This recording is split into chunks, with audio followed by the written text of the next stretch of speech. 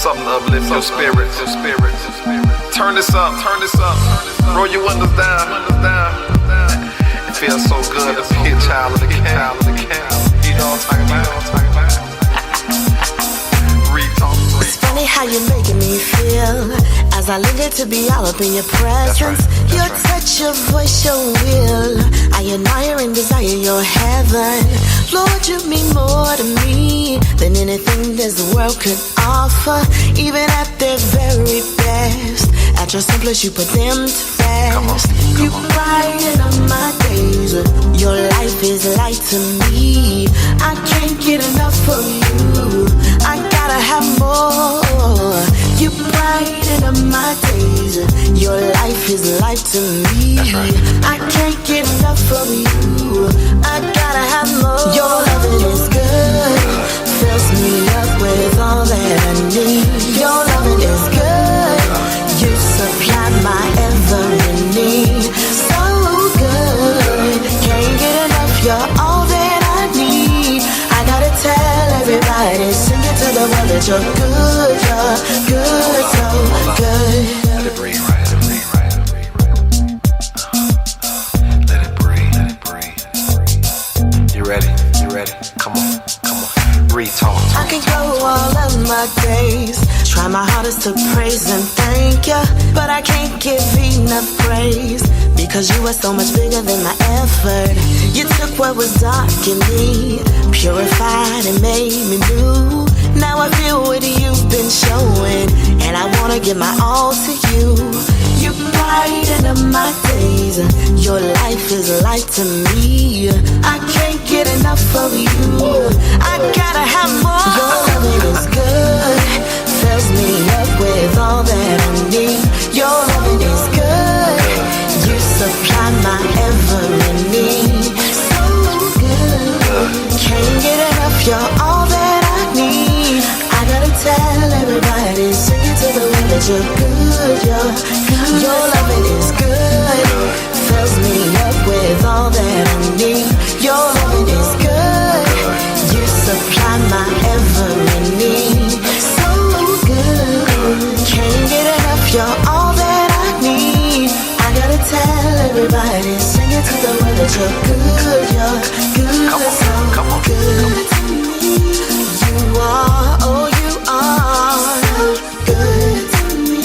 Oh you are, so good to me. You are, oh you are, good to me.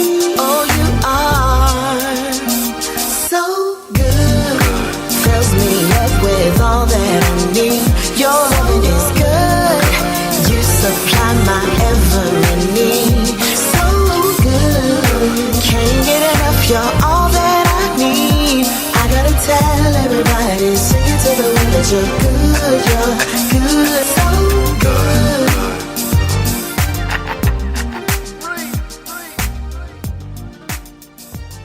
Can you feel the power? Can you feel the power? Feel the power of double XI.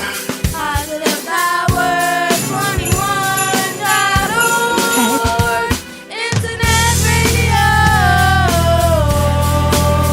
You are listening to jerry-royce-live worldwide podcast.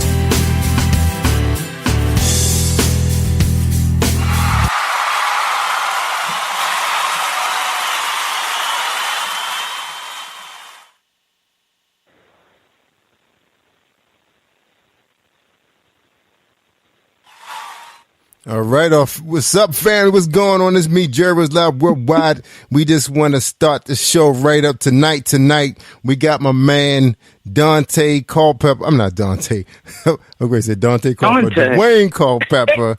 Dwayne Culpepper. No, actually, that's an NFL player. That used to be my man. He was on the Minnesota Vikings, but he just vanished. Well, that's not. Yeah, That's my nice, bad. but he's not our guest this evening. I know he's not, but you know me, I'm hyped up right now. I'm excited. I love this brother Yeah, right you here. hyped. I love this brother right here, Dwayne. So we're going to talk to him. I'm used to calling him Tha Corinth, so that kind of threw me off too. But look, we're going to start the interview right up. We're not going to waste no time, all right? He all yours. He's on the line. Not at all. You on the line, Dwayne? You on the line, First brother? of all, family, thank you so much for joining us on the Quiet on this evening with jerry-royce-live and paula-g. I know my radio hubby, he keeps trying to change my name to Paul, but it's actually Paula. I promise you my mama named me Paula.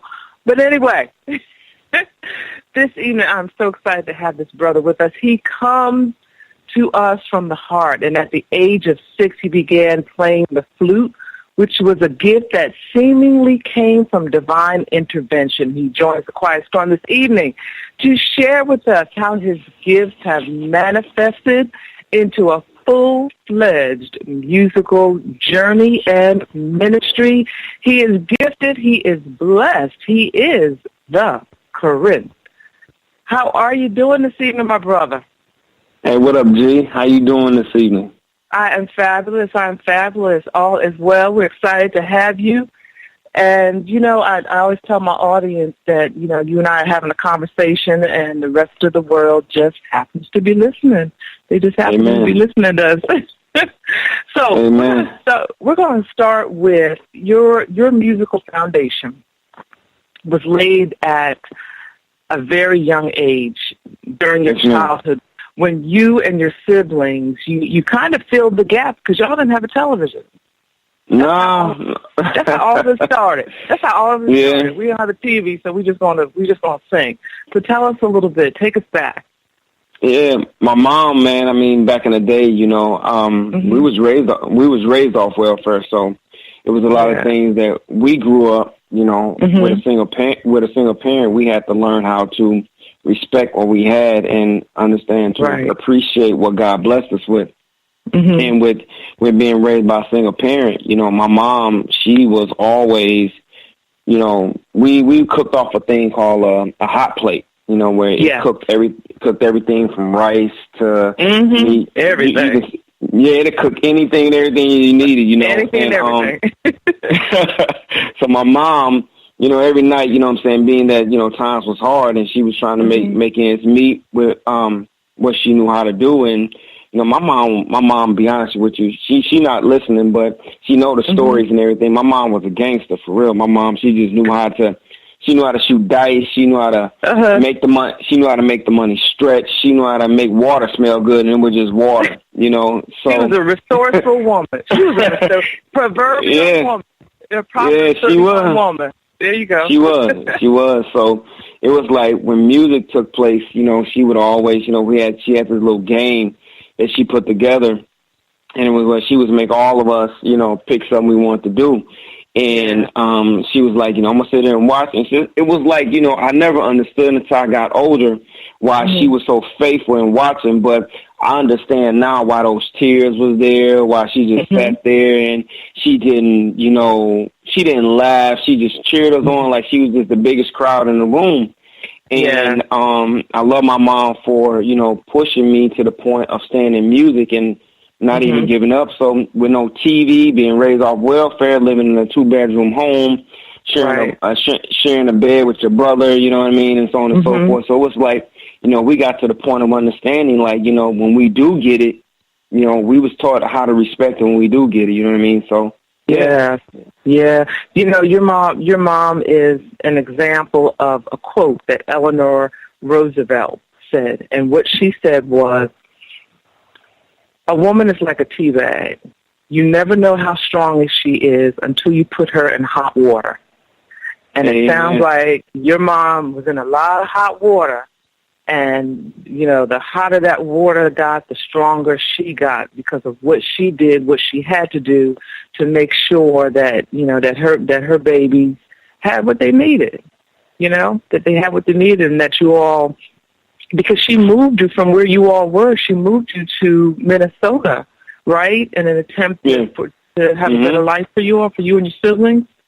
Yeah, my mom, she was, you know, the way my mom came up, it's like I know everything, and I can't really put her story out there, but, you know, if I had a chance to write a story, I would write a story for everyone to know, because my mom, she's not this individual that, she's not the type of woman that relies on, you know, quote unquote men to do anything for her. She's not that type of person, but she has the biggest heart. She has the biggest heart for people. And, you know, something would always happen. You know, she would really be trying to make things work. When I say make things work, I mean, she would like literally, you know, she was sitting there, you know, she'd be sitting there, she'd be quiet. And I would ask her, like, what's wrong? She's like, oh, nothing's wrong. Something's in Mama's eyes. She always told me, she said, a woman with her head down is a thinking woman. So I'm like, okay. I'm like, okay, I ain't gonna never make my woman think like that. Not like that, you know? Yeah. So she got us to the point to understand. She really pushed me harder because you know, growing up without my dad in my life, I had to understand things more faster. You know, when I say understand more faster, I mean like understand how to pay bills more quicker. You know, understanding how to give up certain things to help mom be able to do what she wanted to do and stuff like that. You know, and it was like, you know, I didn't complain. You know, when I was growing up as the oldest, because I knew that this is what I had to do in order to help home survive. You know what I mean? So it didn't bother me. You know what I mean? Yeah. If you could name a song, if you could title a song that reflected your mother, what would that title be? Oh wow. There's so many songs because we grew up off of blues. So, you know, I know songs like Denise Williams, you know what I'm saying? Oh, wow, you really going back. What you know about Silly for Love, you know, by Denise Williams, As We Lay, you know, things like that, Lenny Williams. So those songs, I grew up watching her drive a vehicle, you know, taking us from one state to another, hurt because a man couldn't treat her the right way. And I'm watching my mama. I'm watching her like, you know, we gonna get past this. She's hurting at the same time. She would give a man her all, and when the dude wouldn't act right, it was like, you know, I'm so young. It's like, but how can I beat this man for doing my mother the way he's doing her? You know what I'm saying? But she always fought. She beat the odds. She like literally beat the odds to be a single parent. And my hat goes off to her. So, you know, when I started learning the gospel, you know, God says, give them their roses while they're here. And he doesn't mean roses in a sense. So every chance I get to bless my mom, I don't care if it's on a show or, you know, just going by our house. And I saw her earlier today, you know, we was talking about Atlanta and stuff like that. And it's like my mom is my number one fan because if I did a song and it wasn't right, she would come back and tell me, nah, you need to do that over. Mama not feeling that, do that over, and so on and so forth. Yeah. So it's like, you know, I'm sowing that seed into my mom's heart for the Lord. So, you know, I'm just trying to make sure I honor her in everything that I do. Yeah, and that is beautiful. And I know she feels it. I know she feels your love. I know she feels your honor. I know she feels your respect. And I know as a mom, of course, I can't speak for your mom, but as a mom, I know it has to warm her heart, you know. It has to warm her heart whenever you have your children that can just say such beautiful things, you know, about you. It's a reflection of what you poured into their life. So that is definitely a beautiful thing. Now, in addition to being a musician and you were growing up writing songs, you were also a poet in there. Did you do some poetry in there as well? Yeah, the way I learned how to rap, you know, a lot of people don't know this. I didn't learn how to rap by somebody teaching me. Nobody taught me anything. Gotcha. You know, music ran in my family on my dad's side because my grandmother was a renowned singer. She sang with the Kansas City Mass Choir. And she was with them. And she was an evangelist for over 65 years. You know, so and my dad had his own band. He played with like the Commodores. He played with Sly and the Family Stone. He toured the world. And so music came to me just by way of just picking up a pen. Yeah, it was just a natural thing. So when rap music came along, you know, it was just something like, you know, I'm like, okay, let me see what I can do with this. And when I started doing it, I started just writing. And the more I wrote, the more it came. And, you know, I remember, you know, one summer, the way I got into the game, it was like I was pushed into it. You know, we went back to school. I was in the 9th grade. And when I got back into school, all the other guys, they was like bigger than me, you know, and I was this dude where they was like, oh, you can't rap, you can't do that. So one day a guy approached me, and he was like, we heard you the new kid on the block. So, you know, when you're in high school, you're not about to let nobody push you around. So after going through music and writing and playing the flute and then learning to play the piano and so on and so forth, when the dude stepped to me, I was like, bro, I don't even know what I'm doing. I don't know what I'm about to say to you, but I'm not about to look like no fool in front of nobody. So when lunchtime came, he wasn't trying to let it go. So I was like, okay, let me just see what I'm going to do. And when dude approached me, it was like either put up or shut up. When I stepped to him, it was just like, that's when this whole rap thing began. Words just started to come out of my mouth. And I'm like, what am I saying? What am I doing? And it went on from there. Wow. So now, as a little boy, playing the flute and the piano, did you get teased a lot? Did you get teased a lot playing the flute and piano? Yeah. As a little boy. Yeah, I know you was did. rolling. You know you was scrapper. Yeah, I know you were. Like, let me flute down and knock somebody. I know you were. Yeah, well, what happened was when I saw it, you know, I was like, you know, my auntie actually went to my mom and was like, buy that boy the flute, girl. He might be somebody someday. So my mom went to the school. She paid the money to get and I was in the 3rd grade, and she got the flute for me. She paid for it for me. And this is what people don't understand. I learned how to read music by knowledge. It was like a God-given gift for me to learn how to read music. So we lived in East St. Louis, Illinois, and I would always go out into our backyard, and I would like read it, and with the way the notes moved is the way I played it. So every time the notes meant sense and it made sense to me, that's the way I would play it. So as it grew, my mom saw that. My mom saw I knew how to read music without a teacher. So she just kept pushing it and pushing it and pushing it and pushing it. And that is truly a gift, because anyone that has learned how to read music, you know, unless it's a gift, that's not an easy task. Learning how it is not an easy task. So for it to just come to you, you know, as a gift, through divine intervention, that's a beautiful thing, because then that thing is just in your soul. I mean, it's like your soul is saturated with music, so you don't have a choice. You know, you don't. It's like a sponge. You know, when a sponge gets filled with water, you know, you start to squeeze it, and all the water comes out. You know what I'm saying? And somewhere along the line, God starts squeezing your spirit, and all that music and the rap and the poetry and playing the flute and piano, and all of those things come out.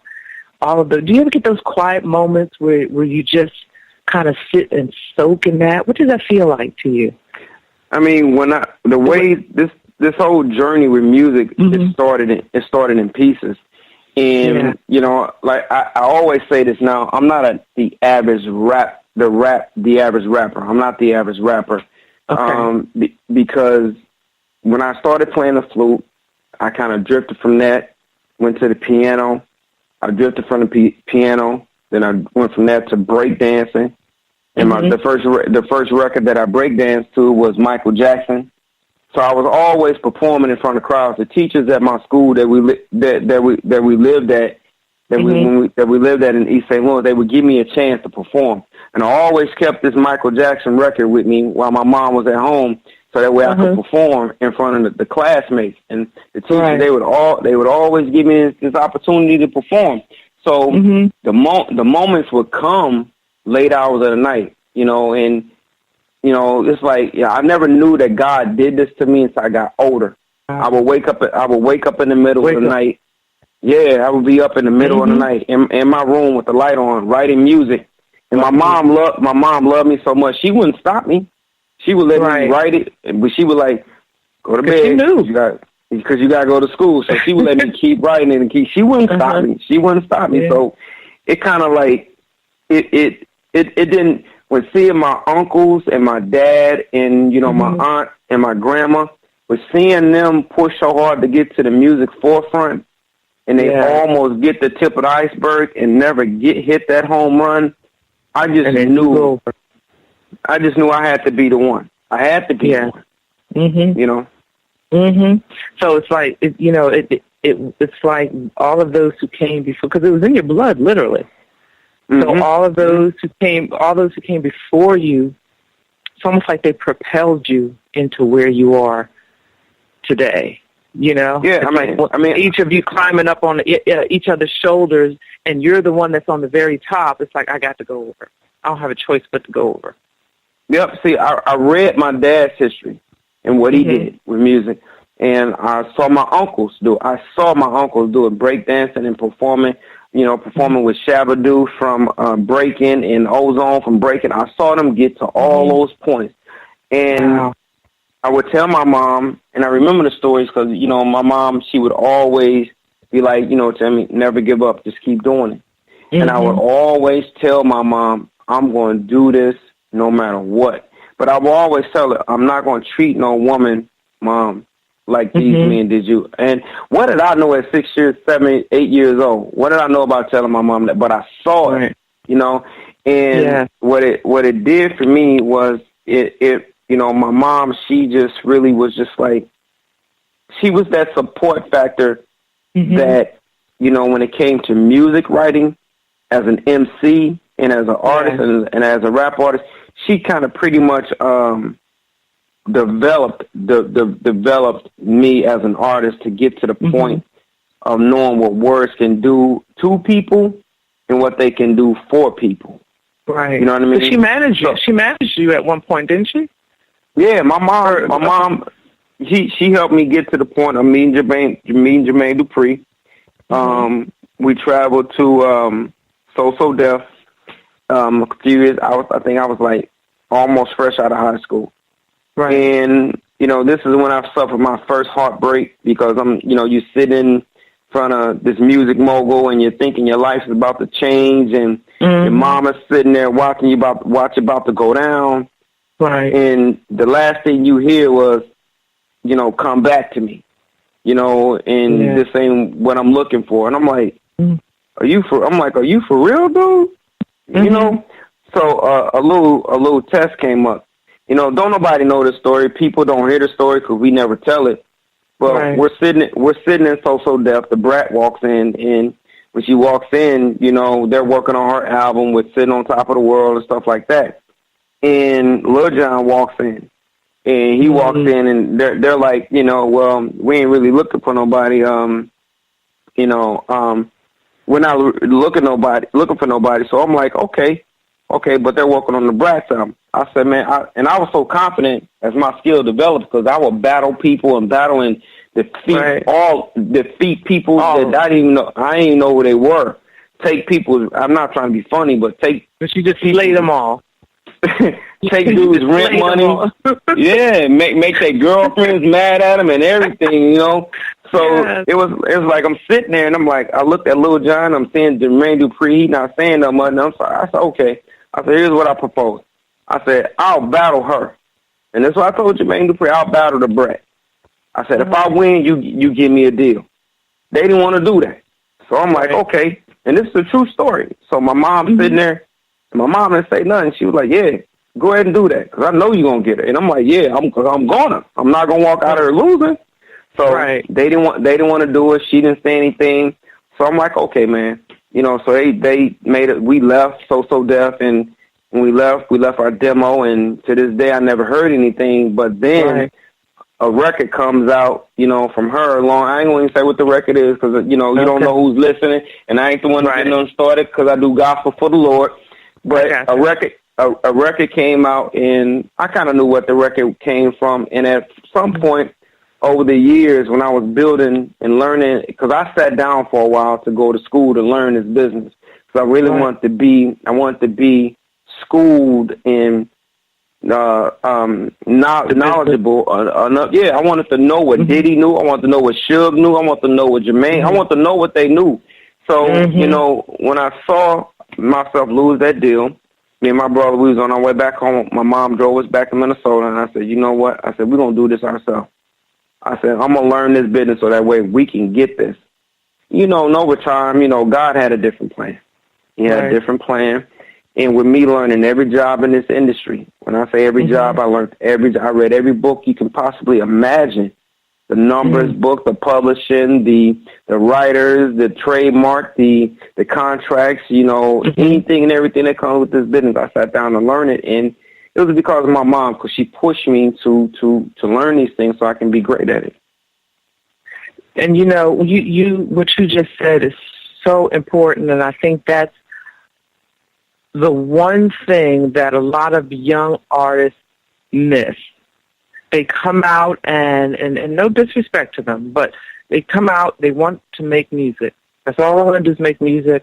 That's all I want to do is rap. That's all I want to do is sing. But they sabotage their own longevity because they don't do what you just said, and that is learn the business. All aspects of the business from A to Z. That's the secret to longevity. Because you know, what years ago, years and more years ago, I did some modeling, and I remember an agent saying to me that what you do on the runway is like 10% of it. The other 90% is the business side of it. You know, behind the scenes, learning the craft and learning the business behind it, and that's the key to the longevity is knowing the business, you know, side of it, you know. And something you said earlier about when you were talking about your mom and how she was being mistreated, you know, by men, and how you were saying at 6 years old, you know, how did I know this?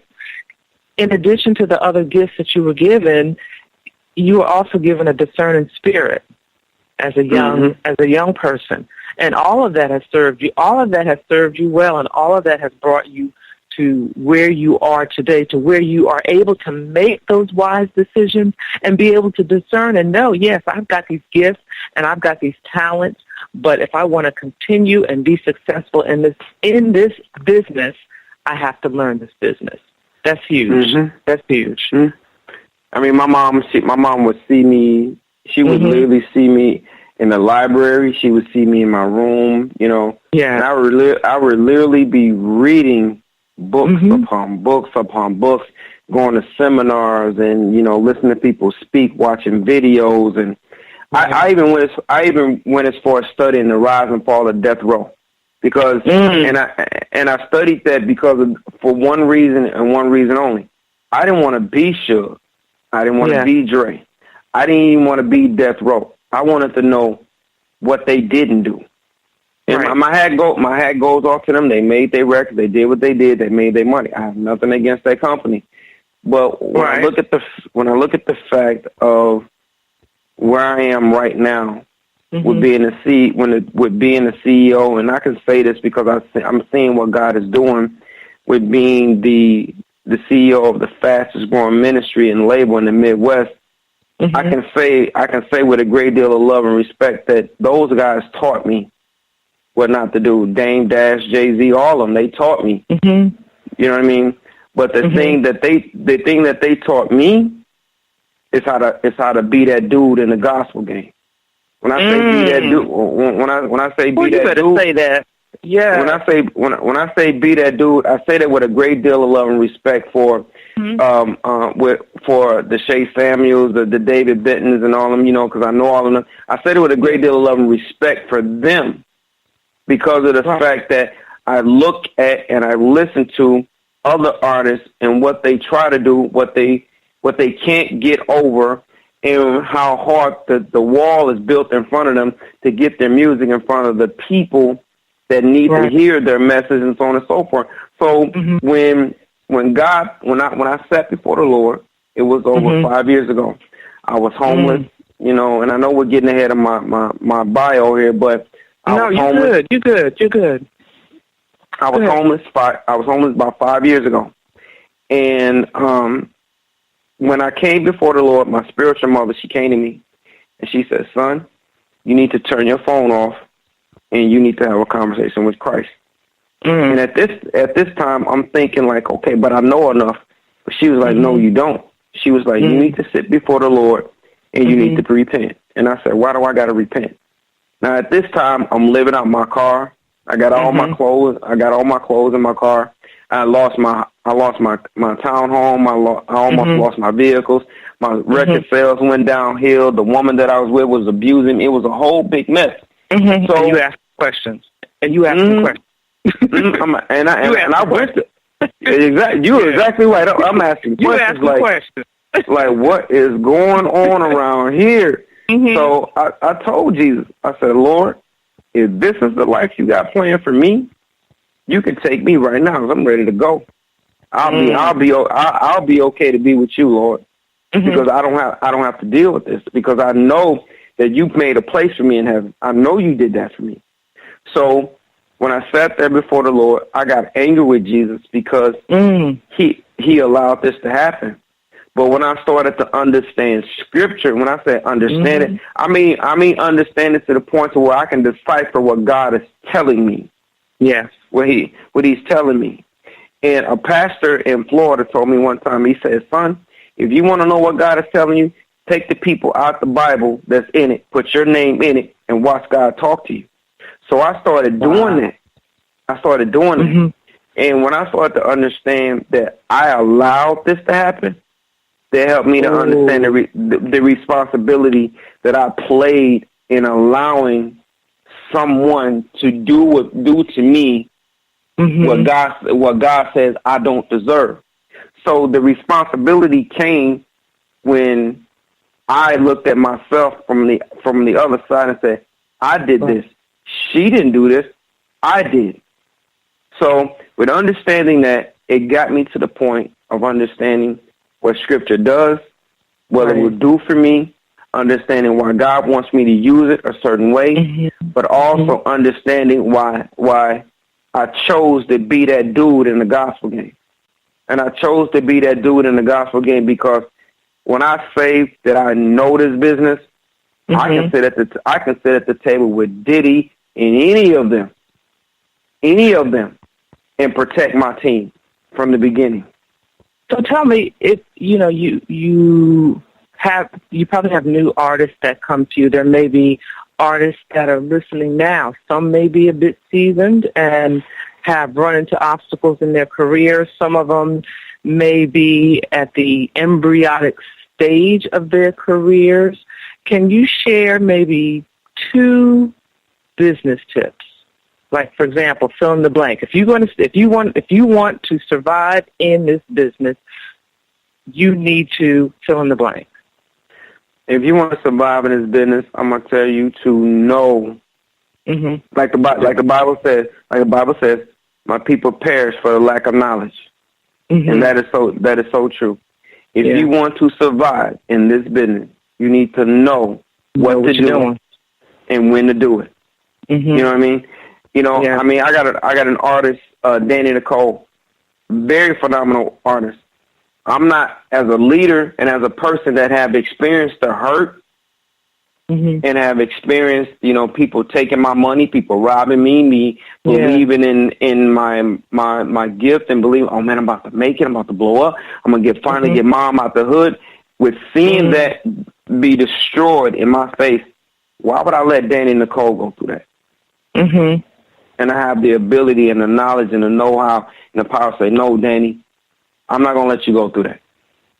I know what happens there. We're going to go around that mountain. We're going to go around that obstacle because, you're not going to, I don't want you to experience that. You're not going to experience that. You know what I mean? So, a lot of people look at the Corinth, people think that I move in the essence of I want all this fame. I want all this glory. I don't want, the glory doesn't belong to me. Right. The glory belongs to Christ. I don't want no fame. I don't want none of it. I'm here to tell my story and to share my mother's story. I'm here to share my siblings' story. I'm here to share, because Jesus don't need 5, 6, and 7 people to get his word. He needs one that's a strong believer in him to get that word out there, and the rest is going to follow. Right. So I'm not here to be that dude for the sake of perks and kicks. I'm here to be that dude because I know what I'm doing. And I know it because God trained me in the secular world to do this in the gospel arena. Right. Family, if you are just joining us, this is The Quiet Storm on Positive Power 21 with Jerry-Royce-Live and Paula-G, and we are speaking with Tha Corinth, a.k.a. Dwayne Culpepper, and we're just having a powerful, powerful conversation. He's sharing his journey from childhood of creating music, writing music, learning how to play the flute and the piano, divine intervention at a young age, and how, you know, God placed these gifts and these talents in him as a young man, a discerning spirit and being able to discern things as a young man. And as he journeyed through this thing called life, learning the business of music and learning the business of how the gospel music industry functions and how the music industry functions, and just a God-saturated young man. I love what you said a little while ago about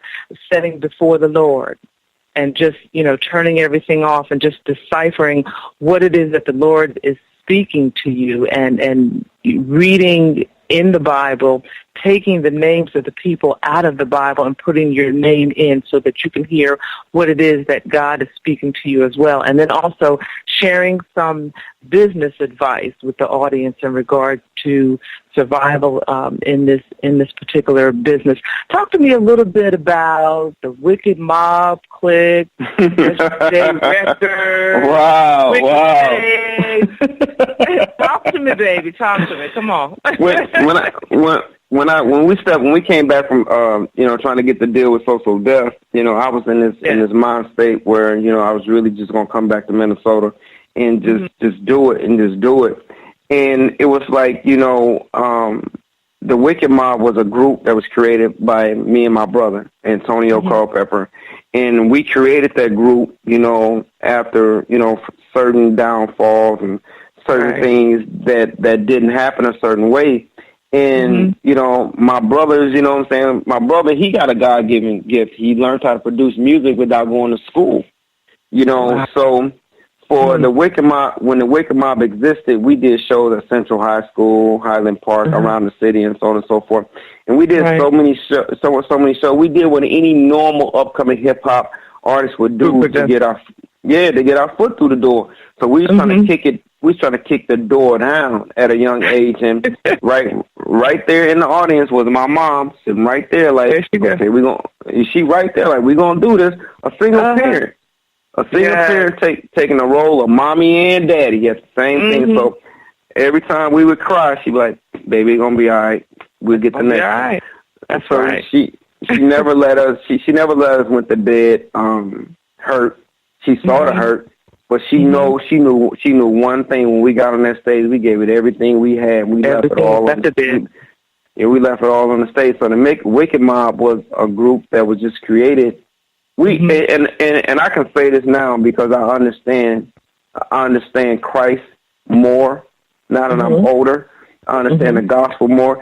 The Wicked Mob was only created because we saw what the world was doing. You know what I'm saying? We was doing what we saw. We was mimicking what we doing what you saw. Yeah, we want what we wanted to be like. I mean, don't get me wrong. I'm not knocking the Dr. Dre's and them. I was rapping while they was doing. Only thing different between me and them, they had the money and the tours. I didn't. That's the only thing different. But we was doing what we saw, and we was mimicking what we saw. You know, so the Wicked Mob, you know, that's a legendary group because we rocked through Minnesota. We performed with so many people, you know, and we got a group of individuals that we graduated high school with, that we rocked with and everything. And we got to this point, like me and my brother, we still think about it to this day. I got the plaques on my wall on the interviews that we did as the Wicked Mob because we used every resource in Minnesota to put our name out there. Yeah. But, you know, Wicked Face, me, I got that name from people in the street, battling, and I always walked around with this mean mug on my Wicked face. I had that mean mug on my face, like, man, that the next dude get in front of me, I'm going to destroy him in a battle. I'm just not going to lose to nobody. So I walked around with that unapproachable look, and it really just... It served me well. It served me well, but it hurt me in the long. It hurt me in the long run because I was unapproachable by women. Yeah.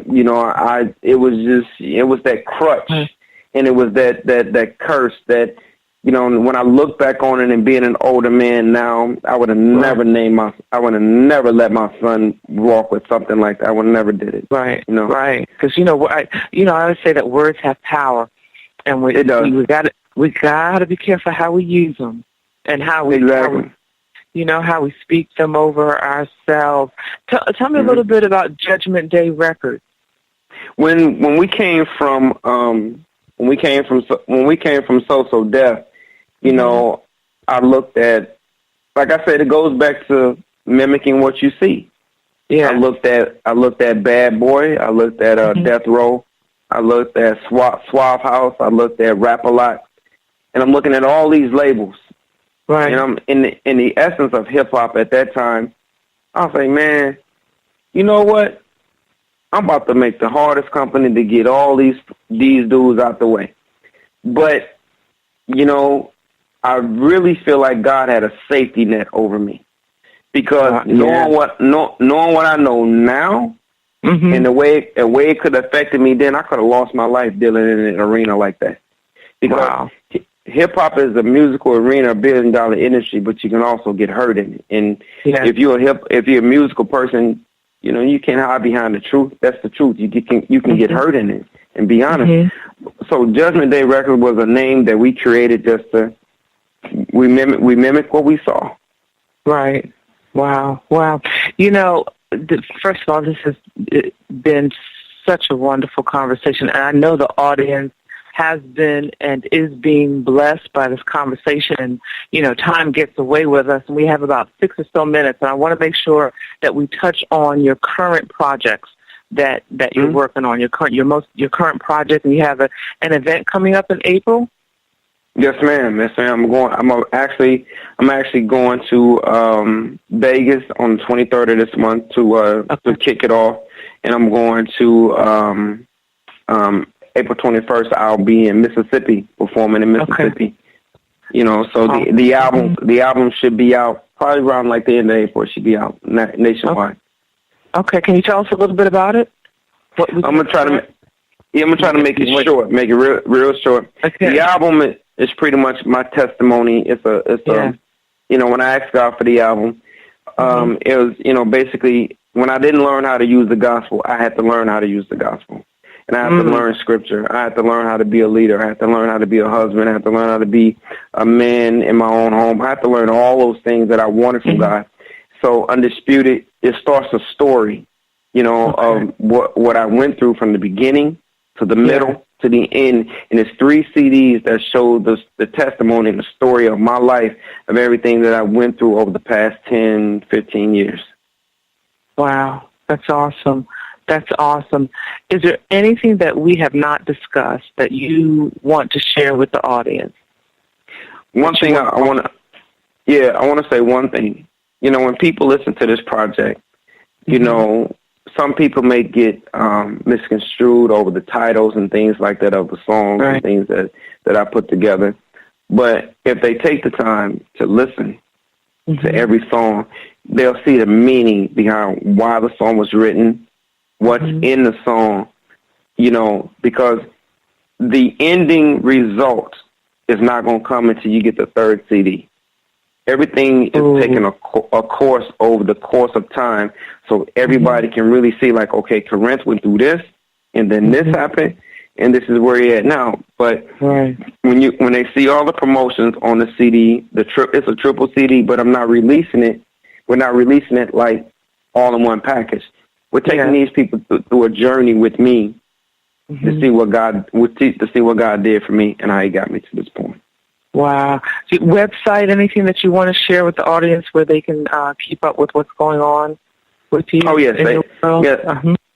They can go to www.cmg jerry-royce-theplatform.com, and they can read about all of my artists and the music, where we're going, the tour schedule, everything. Everything is on that site, www.cmg-theplatform.com. Dwayne, this has been a pleasure.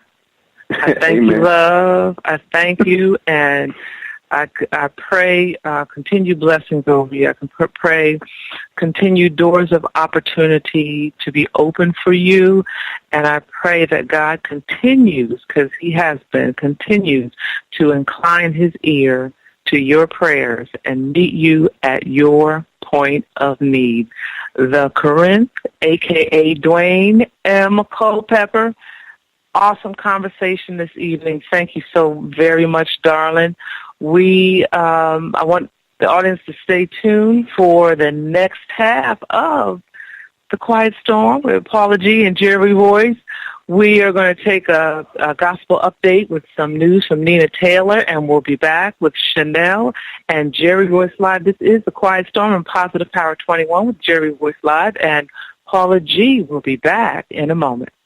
You are listening to Jerry Royce-Live Worldwide Podcast. Can you feel the power? Can you feel the power? Feel the power of Double XI. How you doing, everybody? I'm Nina Taylor with this week's Gospel News. Gospel psalmist, vocalist, and songwriter Ernest Pugh's 5-octave vocal range and clear delivery have made him a natural for interpreting gospel ballads. A Memphis, Tennessee native, Pugh showed tremendous singing talent even as a child, and by his teens he was singing with Orlando Draper as a backup singer. His tenure ended when Pugh entered into the military. Following his discharge, he continued to pursue his musical goals and some acting, appearing in several stage plays. He began appearing on various gospel-oriented television shows on BET.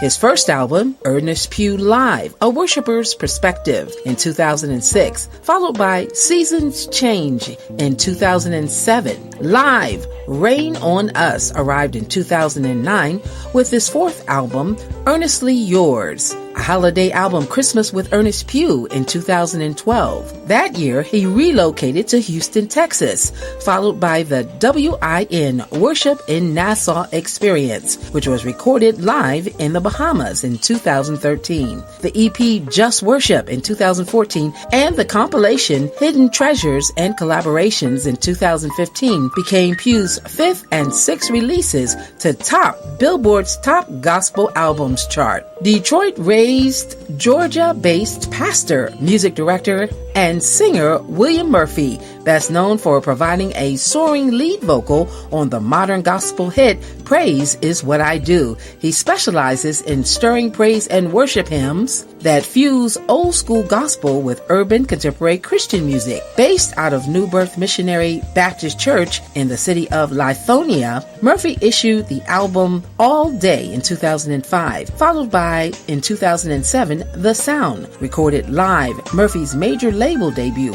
God Chaser, arrived in 2013 and debuted at the number 3 spot on Billboard's Gospel Albums chart. Demonstrate, on which Murphy was joined by Tasha Cobbs, Nicole Binion, and Bishop James Morton, came in 2016.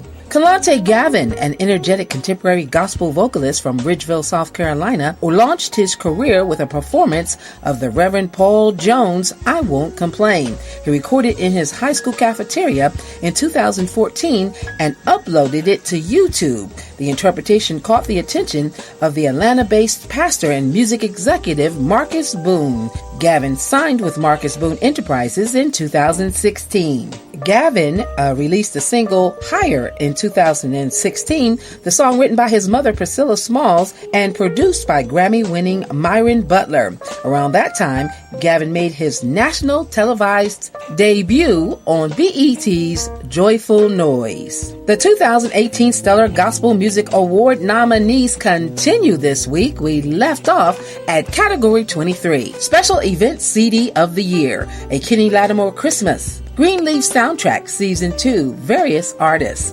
Legacy Live in New Orleans, Bishop Paul S. Morton, and live from San Francisco, the Rance Allen Group. Category 24, Rap, Hip Hop, Gospel CD of the Year. Crowns and Crosses, Bizzle, God Over Money. Greatness, Canton Jones, Radar Live. Reflection, Derek Minor. And The Waiting Room by Trip Lee. Youth Project of the Year. God's Little Soldiers International Boys Choir, Kalante Gavin Higher, Pure in Heart Changed the World, and The Children Speak Gibbs Avenue. Quartet of the Year, Men of God's Heart, The Group Fire, The Williams Brothers, and The Williams Singers. Here's your Billboard Top 10 Gospel Songs in the Country. Number 10, Ted Wynn and Balance with Stand in Awe. Number 9, B.B. Winans, He Promised Me. Number 8, J.J. Harrison and Youthful Praise, No Reason to Fear. Number 7, Anthony Brown and Group Therapy, Trust in You. Number 6, William Murphy, Everlasting God. Number 5, Travis Green, You Waited. Number 4, Marvin Sapp, Close. Number 3, Todd Delaney, Your Great Name. Number 2, Corin Hawthorne, Won't He Do It? And number 1 for 5 weeks, Jacqueline Carr with You Will Win. Well, that's your Billboard Top 10 Songs for this week, your stellar gospel music nominees, and your gospel news. I'm Nina Taylor. Let's get back to more great gospel music on this great station. You are listening to Jerry Royce Live Worldwide Podcast. Hey, thank everybody for joining us tonight on the Quiet Storm with Paula-G, The Voice, and Jerry Royce Live Worldwide, and our special guest host, chanel-lynn Malloy from Relation Radio. We're so glad you guys have hung in there with us while we interview this right, Dwayne Culpepper, a.k.a. Tha Corinth. He's an awesome brother, and we appreciate him joining us and sharing his life, his testimony with us. I hope it bless somebody. But stand by for the second half of the show. Chanel and I are going to have an opportunity to chime in with Paula-G. I'm sure Paula-G covered all the questions, but it's nothing like an interview with Chanel and Jerry Royce Live Worldwide. Also, we're going to have an opportunity to hear 2 of his songs. One's called Hustler's Prayer, and the other one's his new song called It's King. So we're going to get a chance to enjoy that in a second. But I just want to remind everybody, please come out on Saturday morning, starting at 9 o'clock with Pastor Jax. That's right, Pastor Jack and Sam Brown. They mix religion and politics, and they have a ball with our president. So come on out and get some good laughs, but learn something powerful. And they also have the professor join them also. So come on out, and it starts at 9 o'clock in the morning. And then at 10 o'clock, you got Dr. Paul Kelly moderating Next Man Up online summit for men, but women, you're welcome to listen to it and share that file. Tomorrow, our special guest is going to be Jeffrey Moore. He is the CEO of Praise Orlando Radio out in Orlando, Florida. And also we're going to be joined by Taj Alexander. He's a poet, an artist, and he's out of Easton, Maryland. And this is a brother who was raised by his mom. We discuss a lot about mentoring. He's a real powerful young man. So come on out and join us in discussion. And also we're going to introduce and honor Mr. Everett Drake as our Man of the Month for March. So come on out while we honor him as the man. You know, January we had Mr. Arthur Robert Rowland was January Man of the Month. And then this February we had Pastor Keith Ron Powell from out of Florida. So come on out and join us for a powerful presentation put on by Dr. Paul. All right. Kelly. All right, so let's get started. We're going to go ahead and play the music, then we're going to come back and finish talking to Tha Corinth. Here we go. This one is called King.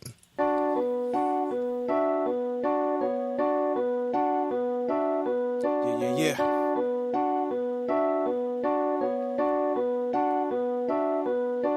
King. You know, it's not what they call you. It's what you answer to. Let's go. I was a fiend, before I became a king. Not gonna make music for people, and above all other things, I was originated, y'all, and called to his purpose. The devil's plan is to destroy me and keep me from searching. The God be the glory, molding me. I'm built this way now. I preach the curse the devil's minions. I better know how. He said and she says the worst day. Pierce them my bones. Break me as he remake me, even by sticks and stones. Can we get along? I'm going home as I walk these streets. You can stack my second life. There's nothing you can call me except for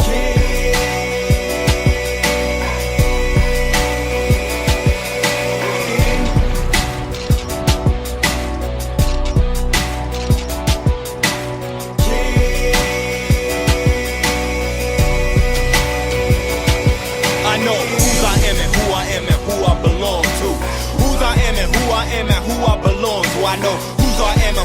am and who I belong to. Whose I am and who I am and who I belong to.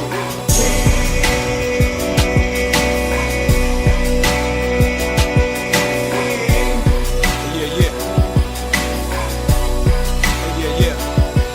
After 12, what you call me keeps trying to sink in. Got a thing for this word of God that will never end. Points, not robbery, noise and mockery. Chop it off with thorns and soldiers, marching in victory. Beyond my castle walls, you see my hands as he keep lifting me. Revelation to this matter, yeah, they came with them rocky blows. One word changed my name, boy, for what they know. A hollow man outside my shadow, seeing my skeleton. Introduce me to that other man, the one that you let him in. Yeah, follow me now.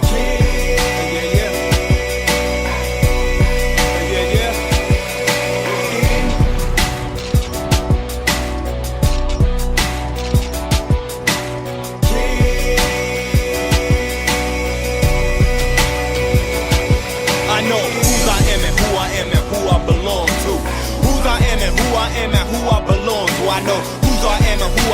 who I belong to. Whose I am and who I am and who I belong to.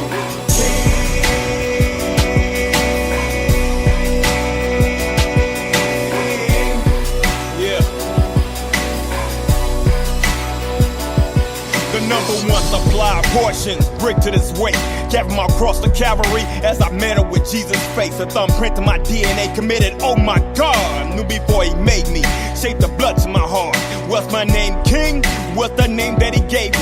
Let the blind spell it in braille, in the one who made me. Been the lords of the low, I only entertain but none. Dwayne or Tha Corinth, I only answer to one. Two names, one name, poison, afterwards drink. After my sinner's prayer, I'll still be standing as king. Follow me now.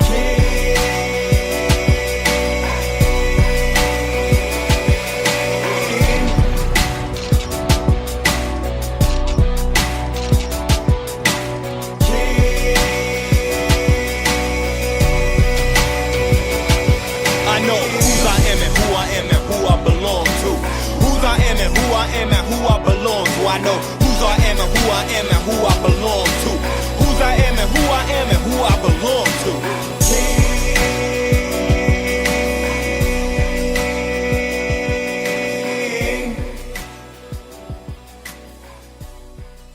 You are listening to Jerry-Royce-Live Worldwide Podcast. All right, that one was called King, and this one is called, this is one of my favorites too. This one was called Hustler's Prayer. Here we go. Hustler. Now I lay me down to sleep. I pray the Lord my soul to keep. Hustler. If I should die before I wake, I pray the Lord my soul to take. First things first, I want all the above. I can't believe it daily. He gives me all of the love, the way it is in most cases. Now we need to repent. Compassion develops and grows when it's heaven sent. I'm going to speak on him.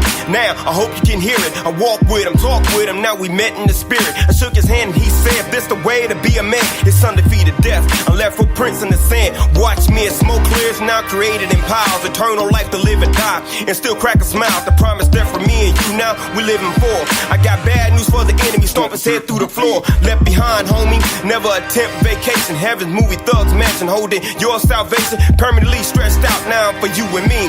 Prayers from like rivers moving down blocks endlessly. I pray for everybody, hoping to hear that voice now. The one that paralyzes you from here down, boy. I pray for everybody. Hustlers need prayer too. I pray for everybody. Hustlers need prayer too. I pray for everybody, hoping to hear that voice now. The one that paralyzes you from here down, boy. I pray for everybody. Hustlers need prayer too. I pray for everybody. Hustlers need prayer too. It's bad on the other side, watching thugs cry. He is love us, walk in it as it never dies. It was written in the word once bled like you and me. Disciples and sheep's creep to his voice constantly. John 10 never reigns with pain on a name. Not a respect of persons for you. He do the same. His arm wide open, spread deep like your block. This prayers covers you. The meaning bullets to a Glock. One blood, one flesh together teaching me.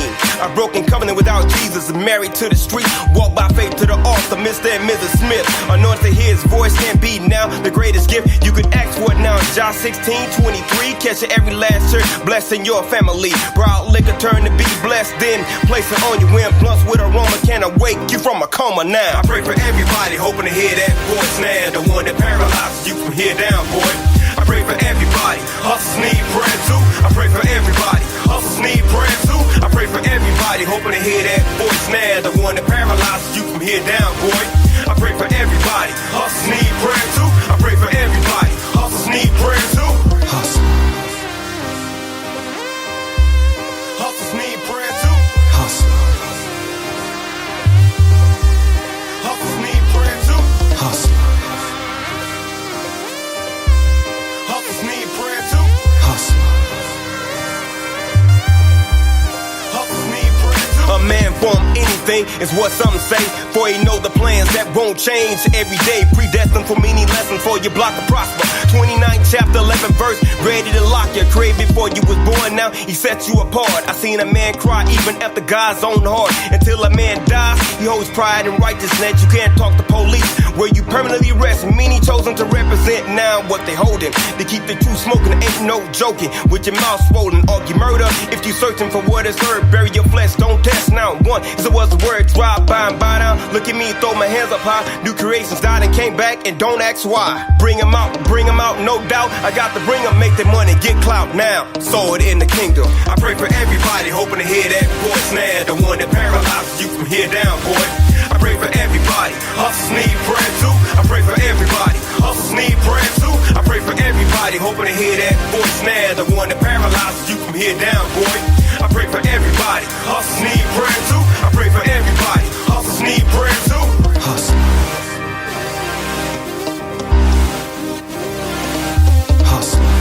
Hustlers need prayer too. I pray for everybody. Hustlers need prayer too. All right, there we go. Hustler. Hustlers need prayer too. I pray for everybody. Hustlers need prayer too. All right, ladies and gentlemen, I hope you guys enjoying this fantastic presentation that was presented and hosted by Paula-G, the voice, and I really truly enjoyed listening to this interview myself. All right, welcome back, Paula-G. What's up? Hey. Hey. I'm still recovering from that awesome conversation. Yeah, it was just powerful. Amazing, young man. You know. That's right. So we do this thing called radio, and we interview. And I hate to use the word interview, but have conversations with so many different people, and they're all amazing conversations. However, sometimes you just have certain conversations that just stay with you for a minute, and the one I just had is going to stay with me for a minute. Just stay with me for a minute. That's right. Just to hear that wisdom, because he's got wisdom beyond his years. He's just got wisdom beyond his years. He's going to go a long way. Yeah, I remember when I first met that brother.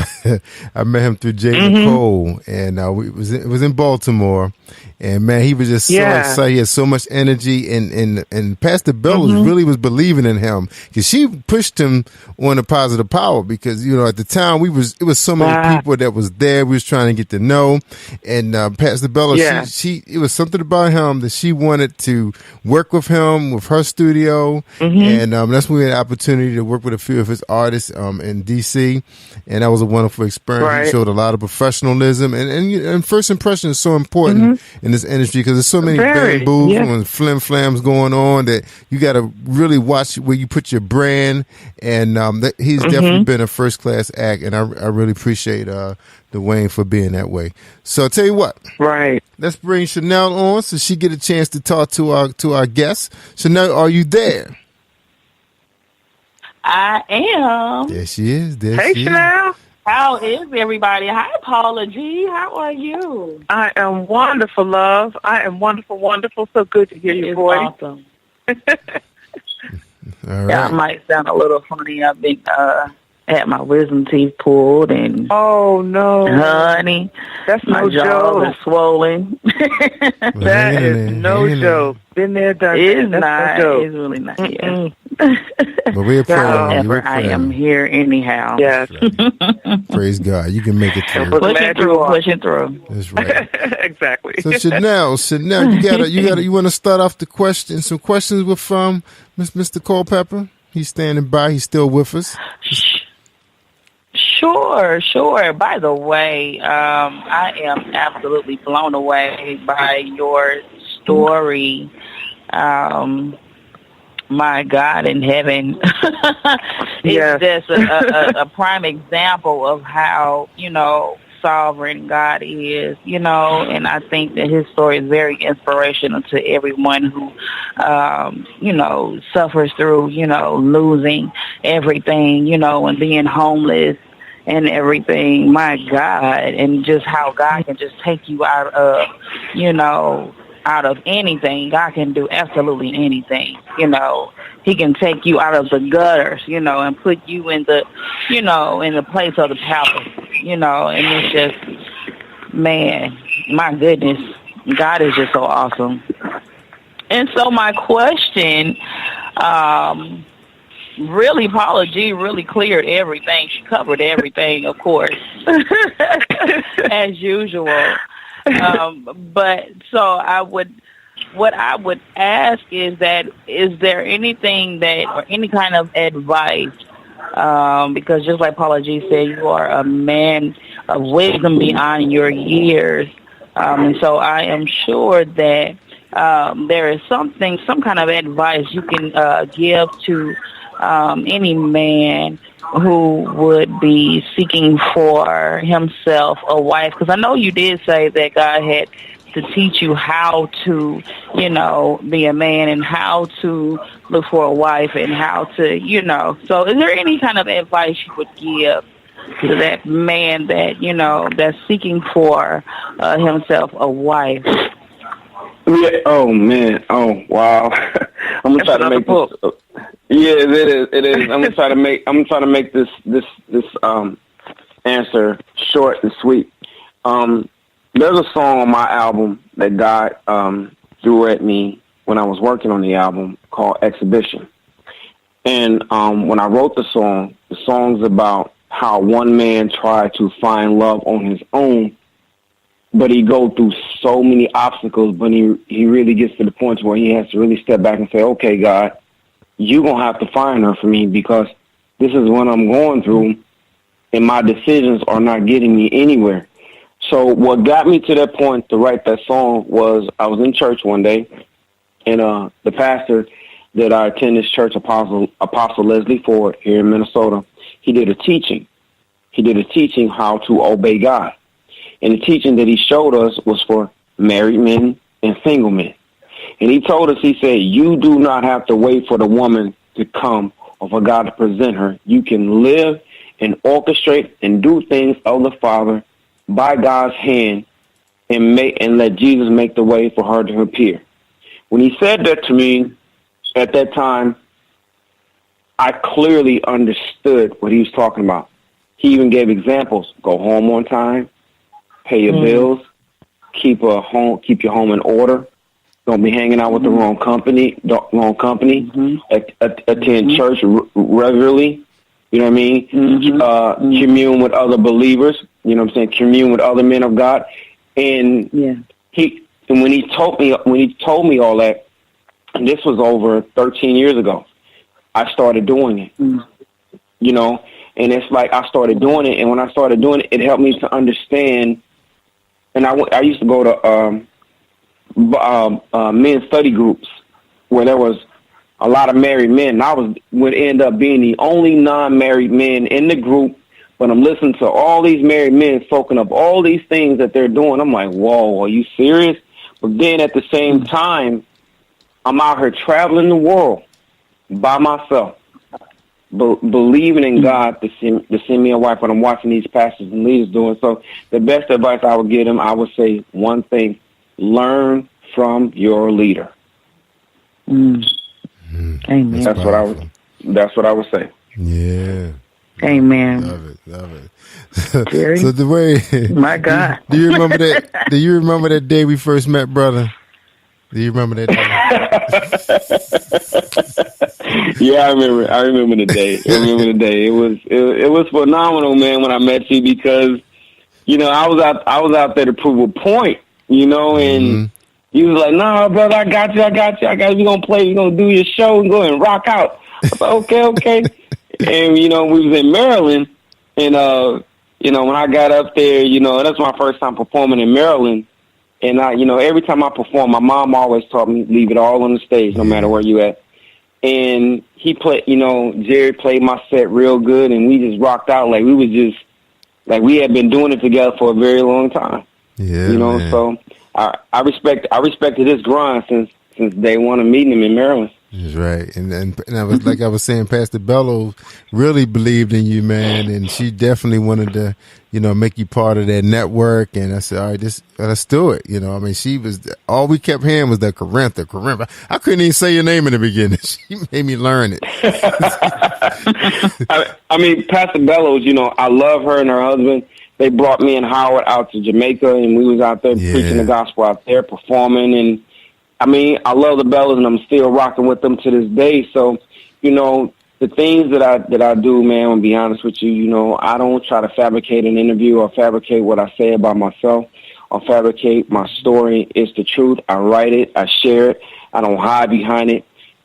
So, I'm not a married man right now. I'm not married. I'm not even gonna lie about that. But I've learned things along the way of what to do and what not to do, man, to keep a wife. That's you know right. what I mean? That's So I just had to say that. That's right. Good move. And I'm proud to say I'll be married 27 years, April 5th. That's right, 27. Wow.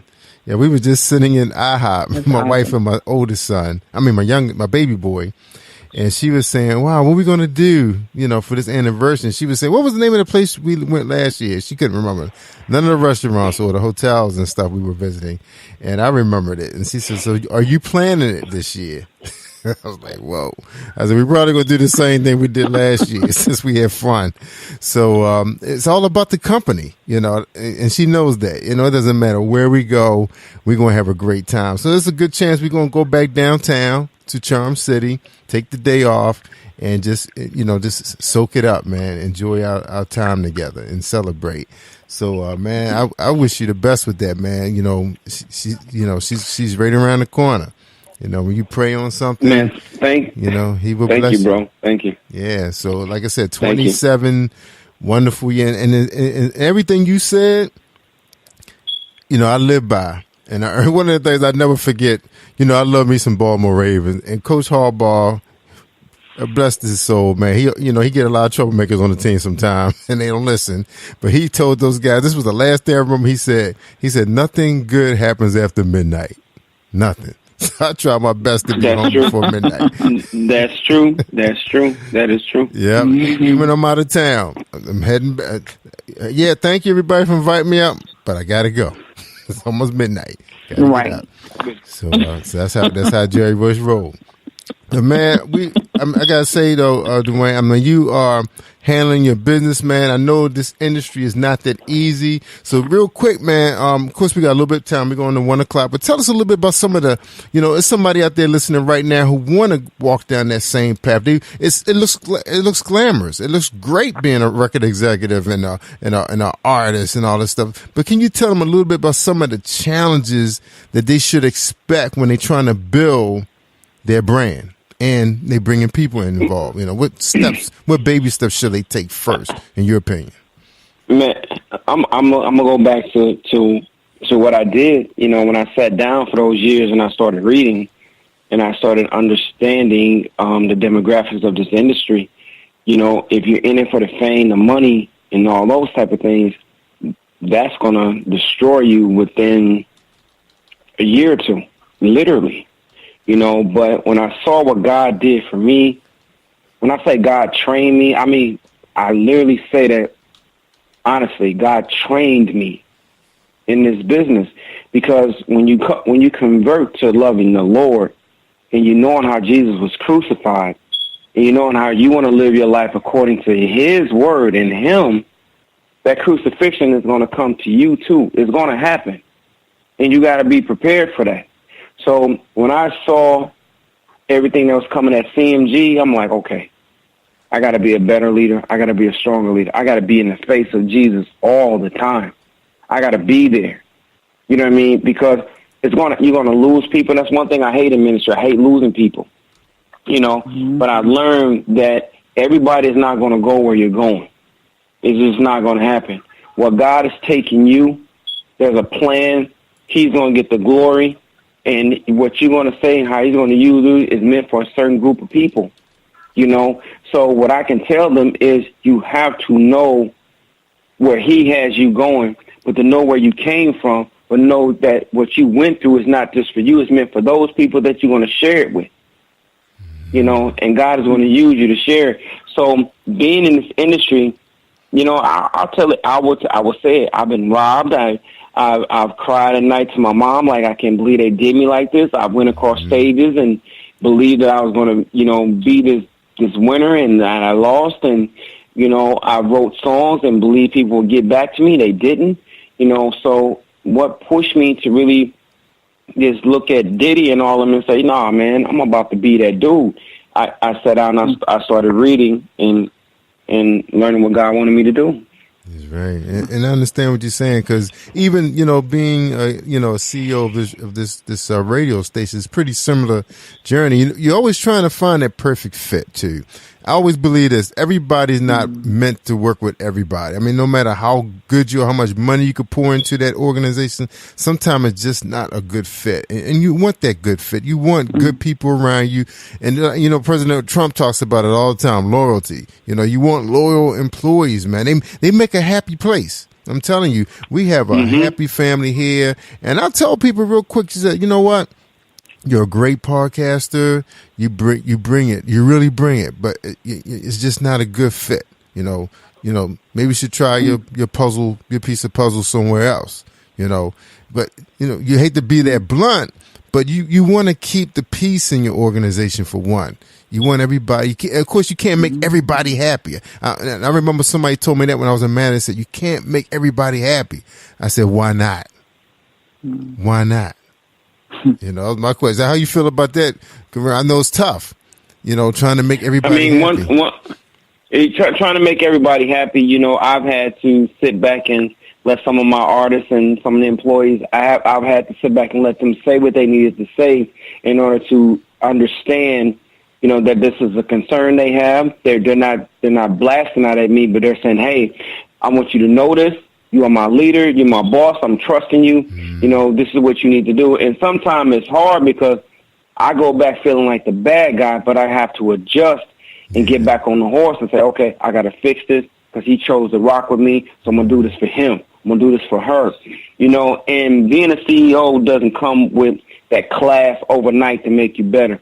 Being a CEO came with a lot of learning and a lot of hurt that I've had to do it late nights by myself. And this is why my hat goes off to men that have wives, and I say this strongly.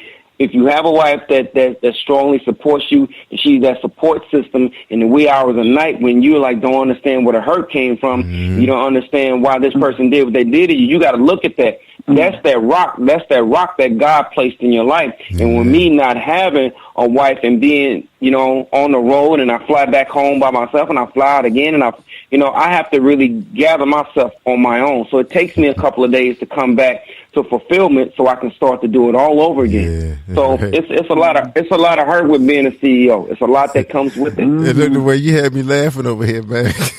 It's sometimes my wife would throw some names out there. She said, I haven't heard about so-and-so in a while. What happened to so-and-so? Oh, honey, it's a long story. You know, and she don't go. She just leave it at that. You know, she just leave it at, because she know how I am. You know, you know, you try to make everybody happy, but sometime at the wild, man, you just can handle but so many punches being thrown and so many bullets. Can't stop all those bullets. No matter how super you think you are. At the while, it does pierce you, and you're right, it does hurt. it does hurt. You know, we human. You know, as much as I be saying I'm the Batman, it was sometimes I was like, wow, I can't believe this. What the heck going on? Am I dreaming? Wake me up, somebody. You know, but well, you know, what can you say? You know, thick skin, man. It get thicker. I've been getting on planes, man, and sitting in airports like, this is not happening.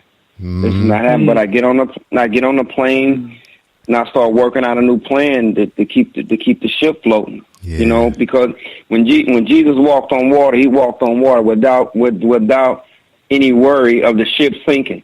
He walked on it. That's right. You know what I mean? So and the thing that's about what I go back to.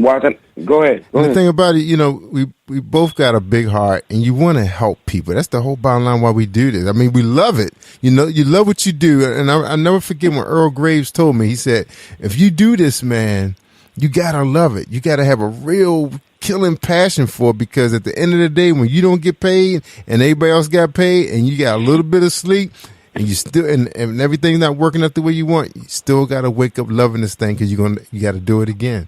You know, so make sure you love it. And I do. I love what I'm doing. I love helping people. Of course, you can't help everybody.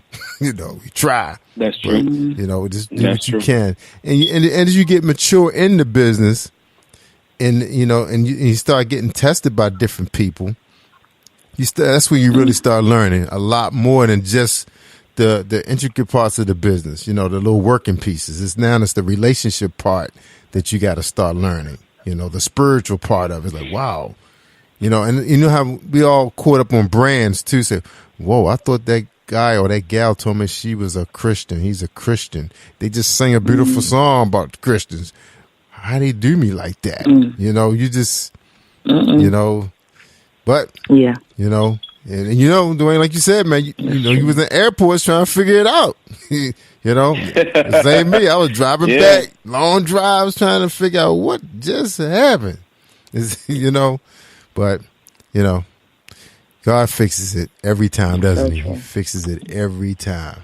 All right. Amen. Amen. Amen. Amen. All right, Paula-G, you've been standing by. I know this is your show. You got anything else for Dr. Culpepper?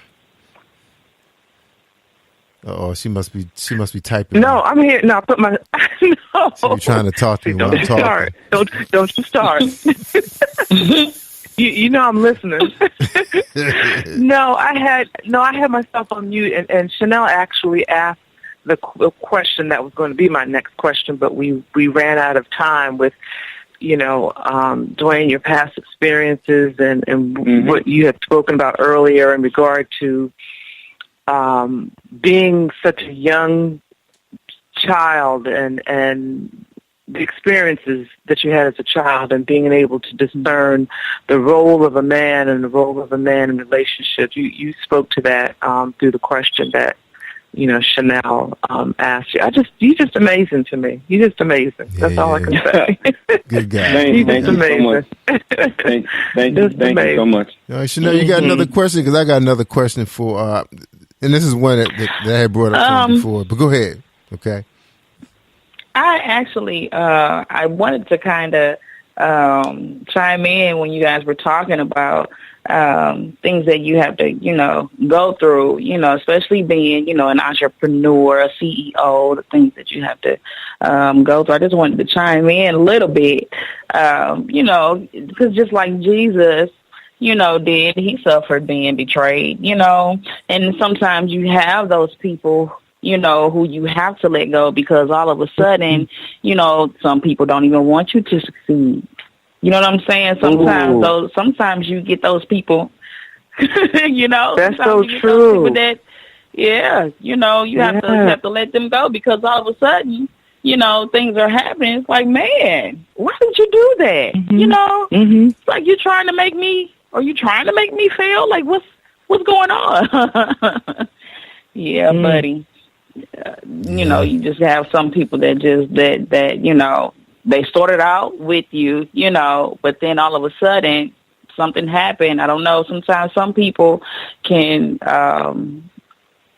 you know, sometimes jealousy does play a part. You know, sometimes envy does play a part. Sometimes people have issues with self, and then all of a sudden, you know, They have an issue with what you're trying to do, what you're aspiring to do, because they have some insecurities within themselves, That's right. Am I explaining it right? Yeah, you're saying it right. I just know for myself, with my experience. Yeah. You get those people who they'll turn their back on you, And it also they'll lie on you. They'll, they'll betray you, and it's really hard. It hurts. Yeah, it really hurts, especially with social media being the way it is too. People can say something, and then you're like, wow, they actually put it out there in a post, and that really can really tag you hard too. And now you're saying, wow, is that how they think of me? You're wondering now. You thought the relationship was deeper than that. And then, also being in business, you want to try to separate your personal life with business. So sometimes you're saying, you know what? This is just going to be about business, because I know that's how my manager sees it. This is just about business. As much as she love you, it's still business. It's business. It may not be a picnic at the end of the day. It's about business. So sometimes you got to respect that too, because you got to keep your distance with people sometimes, because especially, if you're one of those people that you're very sensitive, and you can't handle certain things, especially, when people coming and going the way they want, because nothing's really bonded in this industry. They're not bonded to you. They can just leave when they feel like it. And you're like, oh man, I thought this was good. So sometimes you find yourself putting yourself on guard too. And I want to ask Dwayne, sometimes do you find yourself just putting yourself on guard just in case it happens? When it does happen, it doesn't affect you as much? Yeah, I do that a lot. I do that a lot. You know what I mean? It's like when I get the interpretation or the feeling that an artist is going to leave, and it's one that I really want to keep, I get in that mode of like, okay, I got to have backup support. You know what I mean? And it's not that I want to get backup support. It's that, I'm taking what I've learned, and trying to build a solid foundation. And when people want to go, this is why God orchestrated CMG a certain way. See, certain things that I can tell you that God has done, the way the business dealings of the ministry runs, everyone on this phone, where I can definitely say, well, no, God did orchestrate it that way if I told you. But at the same time, I guard myself, because I've taken so many hits over the years. I've even had it where to the point I wake up at night and my email is filled with resignations. And I'm like, are you for real? Wow. But it's like I'm talking to my apostle, and I'm talking to some of the people that's still on the team. Like, man, I can't do this no more. I'm not here to hurt nobody. I'm here to help people. I'm here to, use whatever knowledge I have. I'm not rich. I'm not Diddy. If I could give somebody a $95,000 advancement, here you go, let's go do this. I'll put them on the next thing smoking. But my knowledge and ability that got me to this point to be able to be at my sophomore album, and instead have traveled the world, and I asked nobody for no money. I asked no bank for no loan or anything like that. I definitely know God did that. So for me to guard myself, I'm guarding myself because I can see it coming before it happens. Wow. Yeah. Feel you. Yeah. Yep. And sometimes you just get to the point, you say, well, that was the straw that broke the camel back, Back. There you go.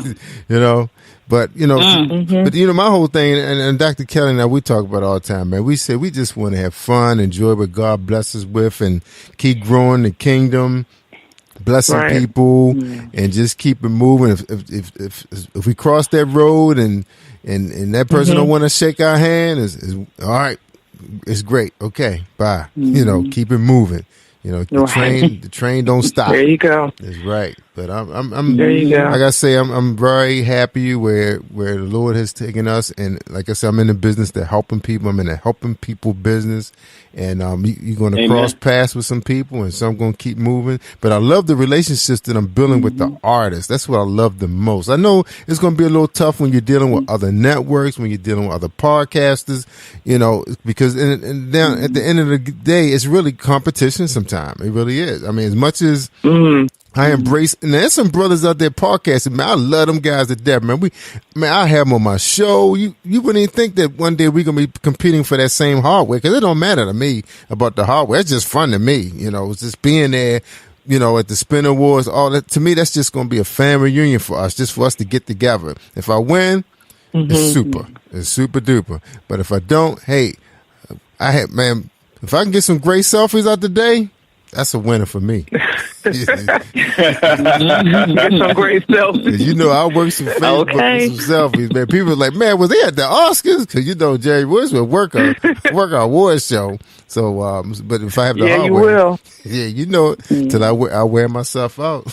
I need an ambulance. Yes, you do. I mean, I think it's a great thing for you to just even be there. Yeah, it is. You know what I'm saying? Mm-hmm. And they're getting better and Forget better. an award or whatever, but just being there, man. Man, that's awesome. You meet these people that you socialize on social media every day. Mm-hmm. It's an incredible feeling. To get to actually meet them. Yep. Yeah. And some of them have they have flowery type personality. And I'm going to tell you, you know, there's some of them out there, some of these artists will bring tears to your eyes when you meet them because it's like they're just so genuine. It's just so unbelievable the way they have supported Positive Power. You know, you guys just don't know. They call me up. I'll never forget paula-g. I don't know if you heard this story, paula-g. I know, Dwayne, this is your show. I'm sorry, brother.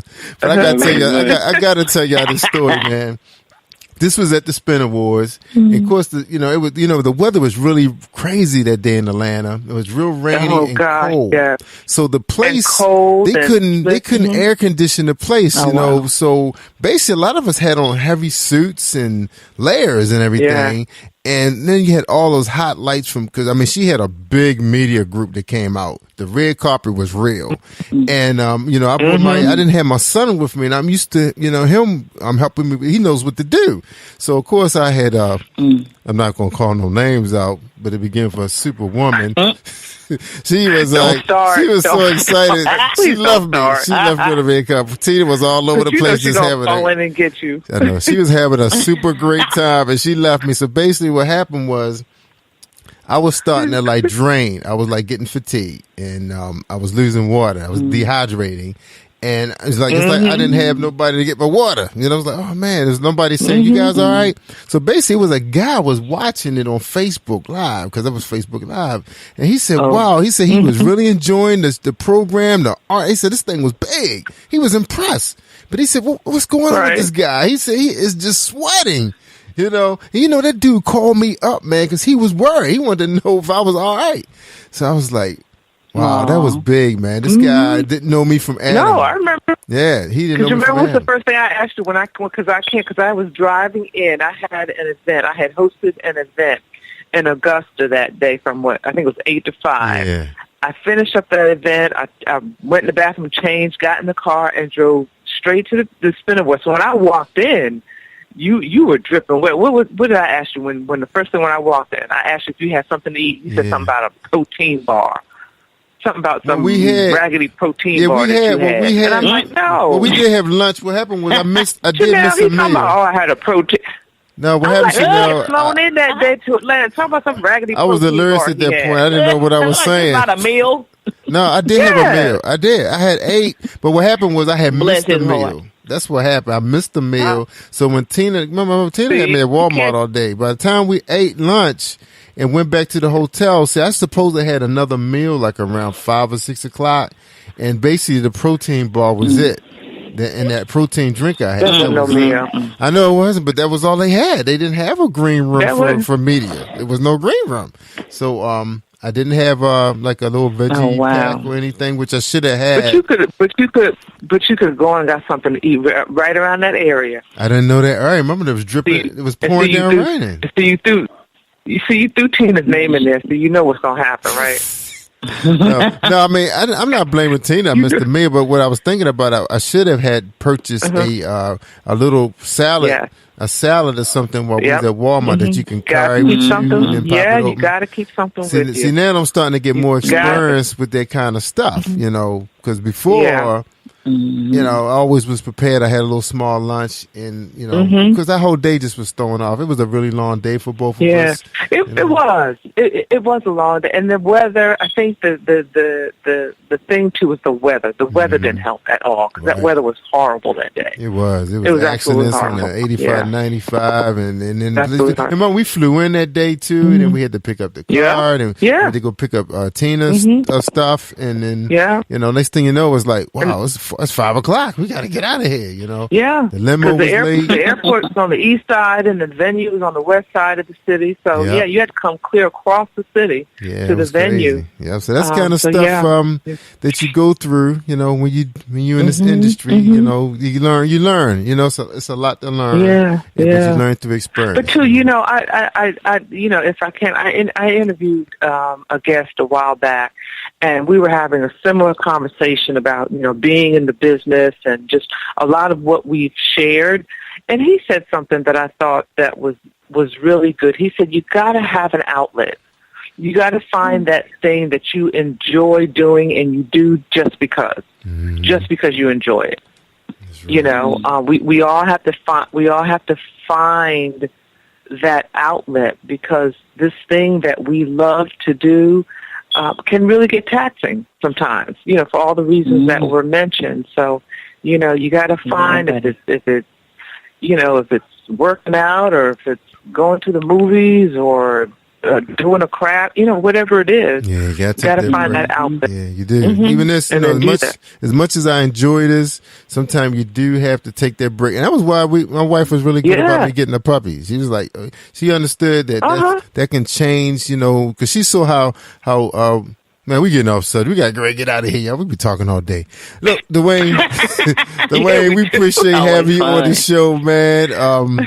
Brother, it's always a pleasure having you, and we definitely, of course, we got his lineup of his artists that's going to be coming on all through the month. So everybody stand by. CMG is in the house, and they making waves, big waves. Okay, so Dwayne, any closing remarks, man? Any encouraging words for our listeners? Man, I'm definitely, grateful for you, Jerry Royce and Paula-G. Thank you so much. Man. And the other young lady, I forgot her name. Thank you so much for being on the show. Chanel. But I would definitely, Chanel, thank you so much. I would definitely say when the album comes out, man, like I said, it's not about a sale to me. And I want people to really see, what I'm saying, there's some deep things in this album that I disclose that people don't know nothing about. And I just want people to take this journey to see what God is going to do. Because when they get the third CD, you're going to really see what God did. Amen. That's right. We feel that. Amen. Feel that. All right. Any final words from you, Miss Chanel? Any final words? Oh, wow. Sure. Yes. I just want to say that no matter what we go through in life, I don't know if anybody else, has experienced this or has seen, the adversity, that it seems like the enemy has taken up the attacks just a notch, But I want to encourage, yeah. Okay. So I just want to encourage everybody that God is ever present. He is a very present help in our times of need. And even when we don't feel God near us, even when we can't hear him, encouraging us, telling us to move on, keep on, God is definitely there, and he is yet working on your behalf. And just like the young man, Dwayne, told his story, going through, hell and high water. God is yet able. If you just keep going, keep moving, keep trusting and believing in God, God will open up doors and make ways out of no way for you. Just keep trusting God. Keep pushing. Keep believing. Amen. All right, Paula-G. Any encouraging final remarks? I would say, and Dwayne, thank you again, love. It indeed was a pleasure. And just to reflect on what you spoke of earlier in regard to sitting before the Lord and tuning out all of the noise and turning off your phone and just sitting before the Lord and listening to what it is that he has to say to you, I would share with everyone, and it's quote that I always use. And that is, the greatest conversation that you will ever have is the one that takes place in between your ears, because it determines your destiny. It determines how you think. It determines how you feel about yourself, how you feel about others, how you perceive yourself, how you perceive others and the world around you. Greatest conversation you will ever have is the one that takes place in between your ears. Is God a part of that conversation? And are you listening to his still small voice?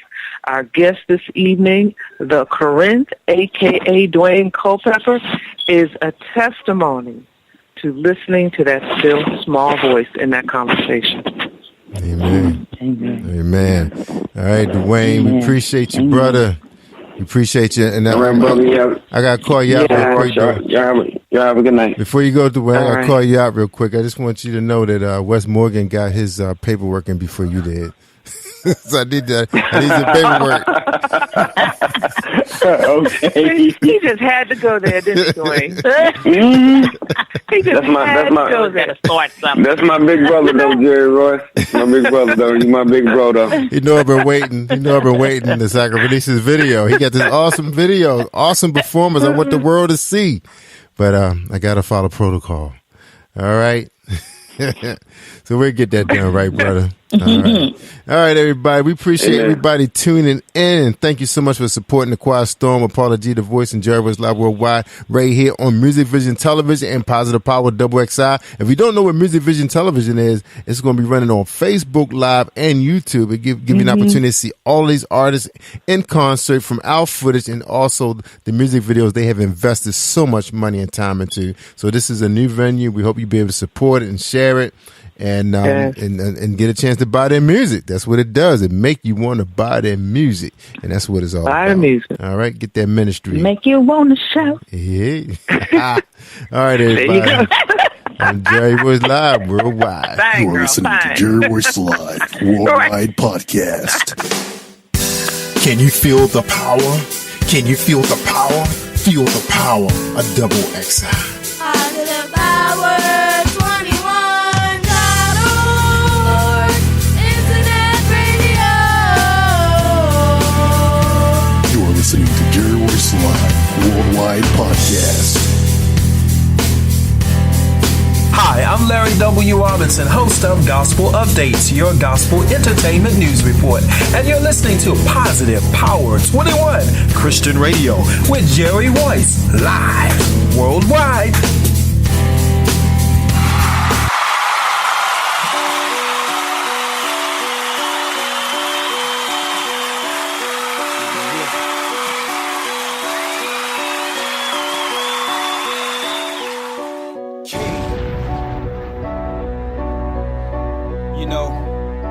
Not what they call you, it's what you answer to. Let's go. I was a fiend, before I became a king, not gonna make music for people, and above all other things, I was originated, y'all, and called to his purpose. The devil's plan is to destroy me and keep me from searching. To God be the glory, molding me. I'm built this way now. I preach to curse the devil's minions. I better know how. He said and she says the worst day pierced to my bones. Break me as he remake me, even by sticks and stones.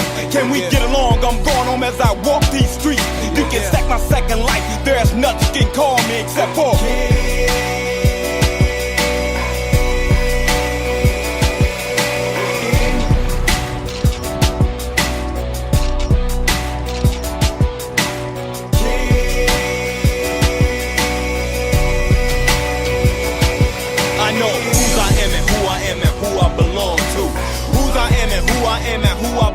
I know whose I am and who I am and who I belong to.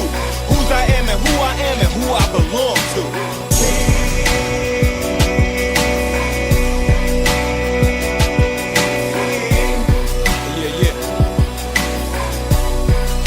Yeah.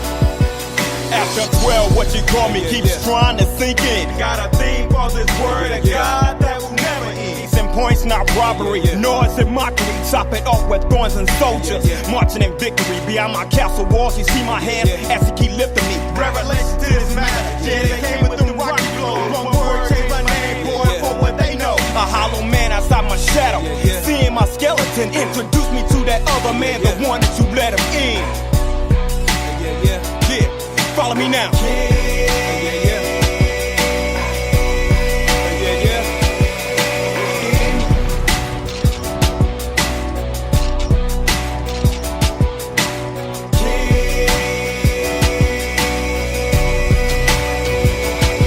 I know whose I am and who I am and who I belong to. Whose I am and who I am and who I belong to.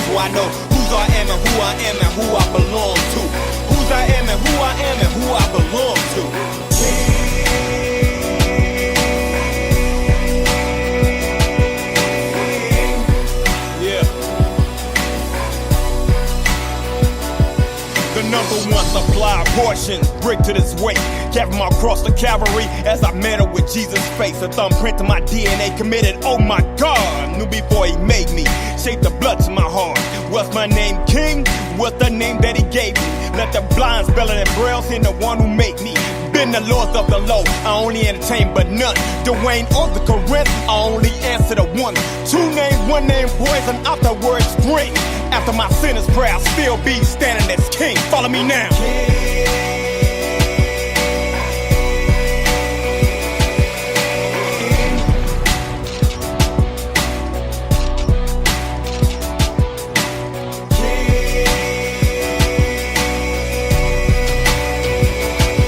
I know whose I am and who I am and who I belong to. Whose I am and who I am and who I belong to. I know whose I am and who I am and who I belong to. Whose I am and who I am and who I belong to.